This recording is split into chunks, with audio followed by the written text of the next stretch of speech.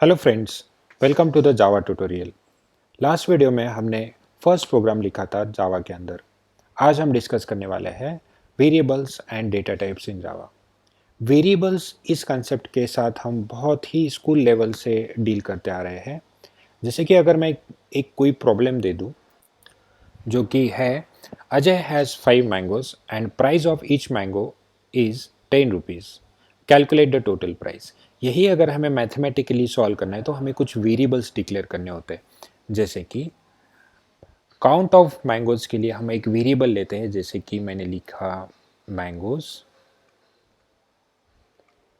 Is equals to 5। Second variable हमें लगेगा price, तो हमने एक वेरिएबल लिख दिया प्राइस। प्राइस है 10 रुपीज़ पर मैंगो। फिर हम लिखेंगे टोटल प्राइस, क्योंकि हमें टोटल प्राइस कैलकुलेट करनी है। तो मैथमेटिकली हम लिखेंगे total price is equals to 5 into 10, फिर इसका जो भी आंसर आएगा वो मिलेगा हमें 50। ये हुआ हमारा mathematical solution for the given problem. अभी इसी प्रॉब्लम के लिए मुझे प्रोग्रामिंग में कुछ वेरिएबल्स डिक्लेयर करने होते हैं। तो वेरिएबल के कुछ रूल्स है, रूल्स फॉर वेरिएबल्स। यानी कि हम जो भी वेरिएबल्स डिक्लेयर करने वाले हैं उन वेरिएबल्स के लिए जो डिक्लेरेशन का टाइप है वो किस टाइप में आप लोग वेरिएबल डिक्लेयर कर सकते हैं। तो जैसे कि यहाँ पे हमने 3 वेरिएबल्स यूज़ कर दिए, mango, price and total price. अब इन्हीं वेरिएबल को अगर मैं यहाँ पे लिखना चाहूँ तो हम किस टाइप से लिख सकते हैं और किस टाइप से नहीं लिख सकते। तो यहाँ पे मैं कुछ वैलिड टाइप्स लिख रहा हूँ कि वेरिएबल के नाम आपके जावा के अंदर कैसे होने चाहिए, और यहाँ पे मैं लिख रहा हूँ not valid types of declaration of variable.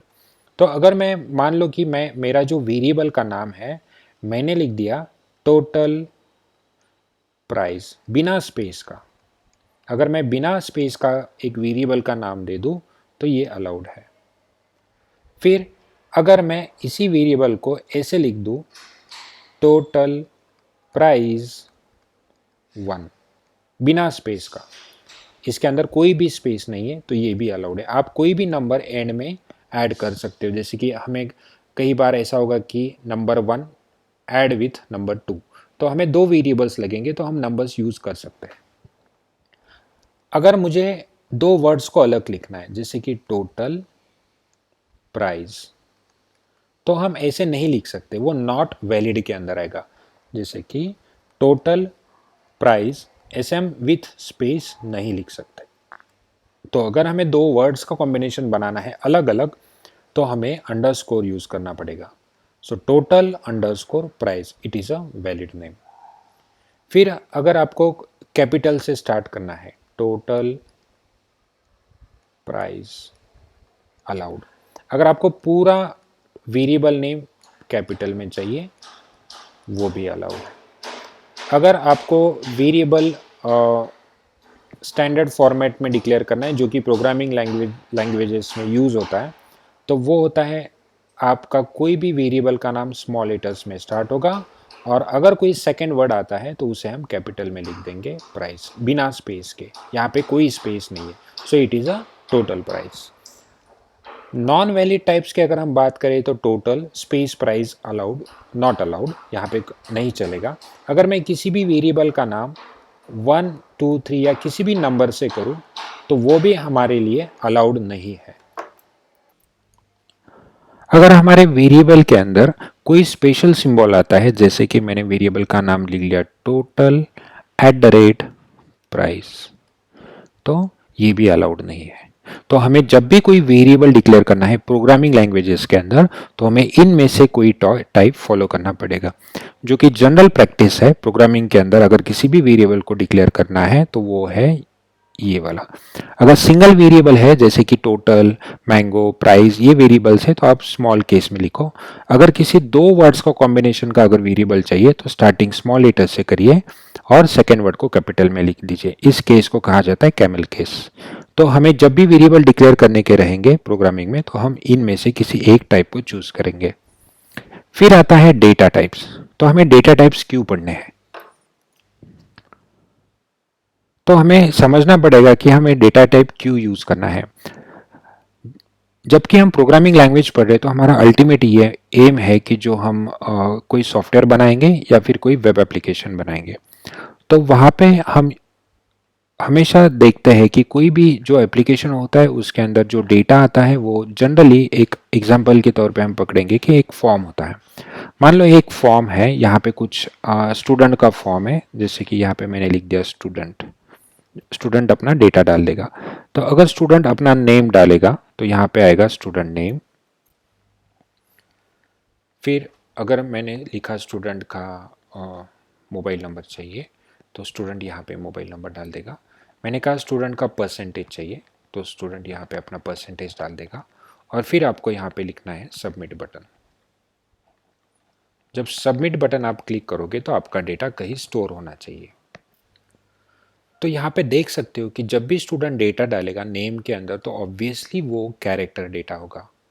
Character data मतलब उसके अंदर सिर्फ अल्फ़ाबेट से आ सकते हैं, ए से लेके जेड तक, कैपिटल या स्मॉल लेटर्स में। अगर हम मोबाइल नंबर की बात करें तो 10 डिजिट का कोई भी नंबर आ सकता है, उसी के अंदर कोई अल्फ़ाबेट नहीं आने वाला। अगर हम परसेंटेज की बात करते हैं तो परसेंटेज की जो वैल्यू होगी जनरली 0 से लेके 100 तक ही होगी, या फिर अगर किसी और चीज़ का परसेंटेज ले रहे तो वो वेरिएबल भी हो सकता है। लेकिन ये जो भी वैल्यू आने वाली है वो डेसिमल पॉइंट के अंदर वैल्यू आने वाली है। और फिर हम डेटा सबमिट करेंगे तो यहाँ पे हम देख सकते हैं कि हर एक फील्ड का जो भी डेटा हमें एज ए इनपुट मिलेगा हमारे सॉफ्टवेयर के लिए वो अलग अलग टाइप का है। इसीलिए हम जब भी कोई डेटा लेना चाहेंगे तो उसके लिए वेरिएबल्स बनाने पड़ेंगे और उस वेरिएबल्स को हमें स्पेसिफिक टाइप देना पड़ेगा, तभी उस वेरिएबल में हम स्पेसिफिक टाइप का ही डेटा स्टोर कर पाएंगे। तो हमें जावा में पढ़ना पड़ेगा डेटा टाइप, और अलग अलग डेटा टाइप्स है तो हम डेटा टाइप्स पढ़ेंगे with the help of examples. जैसे कि हमने लास्ट वीडियो में प्रोग्राम रन किया था हेलो वर्ल्ड के लिए, तो आज हम करेंगे एक नई फाइल क्रिएट और इस फाइल को हम नाम देंगे डेमो डॉट जावा और एंटर। तो ये हमारी फाइल है डेमो डॉट जावा। इस फाइल के अंदर हमें हमारा कोड लिखना है। तो कल हमने देखा था क्लास, क्लास का नाम वही होना चाहिए जो आपके फाइल का नाम है, क्योंकि आप बिगिनर हो। तो मैं क्लास का नाम सेम रख देता हूँ डेमो। हमें जो भी लिखना है इसी क्लास के अंदर लिखना है। इसके बाद हमें और एक लाइन लिखनी होती है कि हमारा प्रोग्राम कहाँ से स्टार्ट होने वाला है। तो आपको लिखना है public static void main round brackets then again curly braces, और इन राउंड ब्रैकेट्स के अंदर आपको कैपिटल एस वाला स्ट्रिंग लिखना है, ये भूलना नहीं है, एरे एंड वेरिएबल का नाम आर्गुमेंट्स। इन सारी चीज़ों का एक्सप्लेनेशन हमने प्रीवियस वीडियो में देखा है। फिर हमें कुछ वेरिएबल डिक्लेयर करने हैं, जैसे कि मैंने अभी वेरिएबल के रूल्स डिक्लेयर कर दिए और वेरिएबल्स के टाइप हमें अभी पढ़ना है। तो अगर मुझे एक वेरिएबल चाहिए जिसका नाम मैंने लिख दिया सपोज ए, वेरिएबल का नाम, और इसके अंदर मुझे कुछ वैल्यू स्टोर करनी है, सपोज वो वैल्यू है 5। ये इंस्ट्रक्शंस खत्म हो गई तो यहाँ पे मैंने लिख दिया सेमीकोलन। तो हर एक इंस्ट्रक्शन के बाद हमें सेमीकोलन लिखना है। अभी मुझे ए को प्रिंट करना है तो हम लिखेंगे system dot S capital system का आउट डॉट प्रिंट एल, और इसके अंदर हम पास कर देंगे ए को। तो यहाँ पे जो भी रहेगा प्रिंट एल के अंदर वो as a new line print होगा आपके टर्मिनल पे। तो इस प्रोग्राम को हम रन करके देखते हैं। तो मैंने टर्मिनल को ओपन कर दिया। यहाँ पे हम उसी फोल्डर में हैं जहाँ पे हमने हमारी फाइल सेव कर दी। फिर हमें चेक करना है जावा सी, कंपाइल करना है फाइल का नाम दैट इज़ डेमो डॉट जावा। फिर हमें इसे रन करना है, लेकिन कंपाइल करने के बाद ही आपको आपका एरर मिल गया, और यहाँ पे कुछ एरर को पढ़ेंगे हम। तो यहाँ पे कंपाइल करने के बाद हमें एरर मिला can not find the symbol A, जो कि हमने लिखा है variable A location class demo, और आप उसे प्रिंट भी नहीं कर सकते। इसका मतलब है कि हमारे कंपाइलर को समझ में ही नहीं आया कि ए किस टाइप का वेरिएबल है, जिसके अंदर नंबर आने वाला है या कोई अल्फ़ाबेट आने वाला है। इसीलिए हमें कुछ डेटा टाइप लिखना पड़ेगा। तो नंबर के लिए हम जनरली जो डेटा टाइप यूज़ करते हैं इंटीजर, तो आपको लिखना है स्मॉल केस में INT दैट इज़ इंटीजर। हम इसे सेव करेंगे और फिर कंपाइल करेंगे that is Java C demo dot Java और एंटर कर दीजिए। कोई एरर नहीं है, compile successfully and now you can write Java demo D capital and hit the enter. Now you can see it is printing 5. इसका मतलब है हमने सही टाइप दिया इस वेरिएबल को, तभी वो वैल्यू करेक्टली प्रिंट हो गई। तो ऐसे कितने डेटा टाइप्स हैं? तो जावा के अंदर मल्टीपल डेटा टाइप्स है, हम वन बाय वन चेक कर लेंगे। तो आपको इंटीजर समझ में आया, तो चलो इंटीजर को ही थोड़ा डीप में समझ लेते हैं कि इंटीजर a इक्वल्स टू 5 कोई प्रॉब्लम नहीं है। अगर मैं कोई सॉफ्टवेयर बना रहा हूँ, उसके अंदर मुझे डेटा चाहिए मोबाइल नंबर, तो मोबाइल नंबर जनरली होता है 10 डिजिट का। तो अगर मैं ट्राई करूँ कि एक बहुत बड़ी वैल्यू मुझे स्टोर करनी है जो कि एक मोबाइल नंबर है, तो मैं 10 डिजिट का नंबर ट्राई करता हूँ, 1 2 3 4 5 6 7 8 9 10। सो टोटल मैंने 10 डिजिट्स ले लिया और मेरा मोबाइल नंबर है सपोज 99999। अब मैं इस ये सारे न्यूमेरिक वैल्यू है, तो मैंने इंटीजर टाइप का डेटा टाइप लिया है ए के लिए, और ए के अंदर मैंने डेटा स्टोर करने के बाद प्रिंट किया।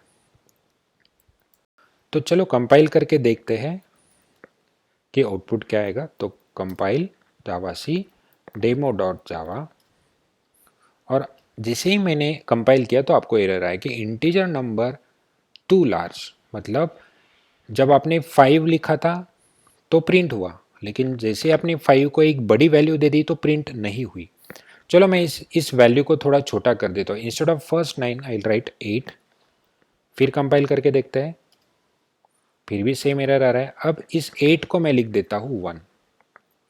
अब ट्राई करेंगे, तो अभी तो कंपाइल हुआ, अभी तो कोई एरर नहीं दी। फिर लिखेंगे जावा डेमो, तो देखो वैल्यू स्टोर भी हो गई, 10 डिजिट की ही वैल्यू स्टोर हो गई और प्रिंट भी हो गई। लेकिन जब मैं 8 या 9 से स्टार्ट कर रहा था तो तब वहाँ पे वो वैल्यू स्टोर नहीं हो रही थी। इसका मतलब है इंटीजर की भी कोई लिमिट है। जैसे कि हमने एरर में पढ़ा, integer number is too large. तो हर एक डेटा टाइप की एक रेंज है, उस रेंज के बाहर हम कोई भी वैल्यू स्टोर नहीं कर सकते। तो इसके लिए हमें कोई और डेटा टाइप लगेगा। तो हमें अगर किसी भी डेटा टाइप का रेंज अगर जानना है, जैसे कि मुझे इंटीजर का रेंज पता नहीं है, तो मुझे जानना है कि इंटीजर का रेंज कितना है, तो मैं इस लाइन को रिमूव कर देता हूँ और system dot out dot println के अंदर मैं डायरेक्टली लिख दूंगा। आपको लिखना, ये सिर्फ चेक करने के लिए रेंज आपको लिखना है कैपिटल आई इंटीजर डॉट, यहाँ पे लिखना है मिन अंडरस्कोर वैल्यू, और सेम लाइन रिपीट कर दीजिए फॉर मैक्स वैल्यू। सेव करो, कंपाइल करो, फिर एक बार आउटपुट चेक करो। तो यहाँ पे आपको दिखेगी कि इंटीजर वेरिएबल के अंदर आप इस नंबर से छोटा एलिमेंट स्टोर नहीं कर सकते, और जो सेकंड नंबर है इससे बड़ा एलिमेंट स्टोर नहीं कर सकते हो। तो इसे जानने के लिए अगर मैं कोई इंटीजर वेरिएबल लिख दूँ, integer a is equals to, और यहाँ पे जो नंबर दिया है मैं वही टाइप करता हूँ 2147483647, और मैं इसी नंबर को अगर प्रिंट कर दूँ तो यहाँ पे मैं a को प्रिंट कर देता हूँ, हमें रेंज प्रिंट होगी, फिर उसका आउटपुट भी दिखेगा। तो यहाँ पे देखो, ये पहले दो वैल्यूज़ तो रेंज प्रिंट हो रही है, मिनिमम एंड मैक्सिमम, फिर हमने वैल्यू असाइन करी a को और a की वैल्यू प्रिंट हो गई। अगर मैं इस 47 को सिर्फ 48 कर दूँ, फिर कंपाइल कर दूँ, तो यहाँ पे आपको मैसेज मिलेगा integer number is too large. मतलब आप इस वैल्यू से, जो भी रेंज है उसकी, उस वैल्यू से बड़ी वैल्यू स्टोर नहीं कर सकते हो। ये हुआ रेंज ऑफ डेटा टाइप। तो ऐसे कितने टाइप के डेटा टाइप्स है जावा के अंदर, वो जान लेते हैं। तो पहले तो हमने लिखा integer a is equals to 5। ये एक इंटीजर वैल्यू है जिसके अंदर पॉइंट वाली वैल्यू नहीं चलेगी। इसे हम प्रिंट कर लेते हैं system dot out dot println, और यहाँ पे a को प्रिंट कर देते हैं। फिर हमें अगर मुझे डेसिमल वैल्यू चाहिए जिसके अंदर पॉइंट होगा, तो हम लिखेंगे फ्लोट, फिर हमें ले लिया b, और उसके अंदर अगर मुझे कोई पॉइंट वैल्यू स्टोर करनी है तो आपको लिखनी है 64.4। एक डेसिमल पॉइंट वैल्यू है, लेकिन फ्लोट के लिए आपको यहाँ f लिखना कंपलसरी है। फिर आप इसे प्रिंट कर दीजिए system dot out dot println, फिर यहाँ पे लिख दीजिए b। तो हमने b को भी प्रिंट कर दिया। फिर नेक्स्ट टाइप है, अगर मुझे f नहीं लिखना है क्योंकि इसकी भी एक रेंज है, तो अगर मुझे बड़ी रेंज चाहिए तो हम लिखेंगे double C is equals to, आपको लिखना है 67.4। ये भी एक डेसिमल वैल्यू स्टोर करेगा, लेकिन इसकी रेंज बड़ी है, आप लोग रेंज प्रिंट करके देख सकते हो। फिर अगर मुझे, जैसे हमने एग्जांपल देखा कि हम 9 से जो भी स्टार्ट होगा मोबाइल नंबर स्टोर नहीं कर सकते, तो इंटीजर इज़ नॉट सफिशिएंट, तो उसके लिए अल्टरनेटिव क्या है? तो उसके लिए अल्टरनेटिव है long D is equals to, आप कोई भी एक नंबर बड़ा सेव कर सकते हो, यहाँ पे 1 2 3 4 5 6 7 8 9 एंड 10 डिजिट नंबर मैंने एक बड़ा सा नंबर स्टोर कर दिया। फिर हम यहाँ पे डी को प्रिंट करके देख लेते हैं। फिर इसके अलावा और दो टाइप है, जैसे कि शॉर्ट एक इंटीजर से भी छोटा डेटा टाइप है, इसकी रेंज 127 से लेके पॉजिटिव 128 तक है, आप प्रिंट करके देख सकते हो। तो मैंने ई नाम का वेरिएबल लिया, उसके अंदर मैं कुछ स्मॉल वैल्यू स्टोर कर सकता हूँ और उसे हम प्रिंट करके भी देखेंगे।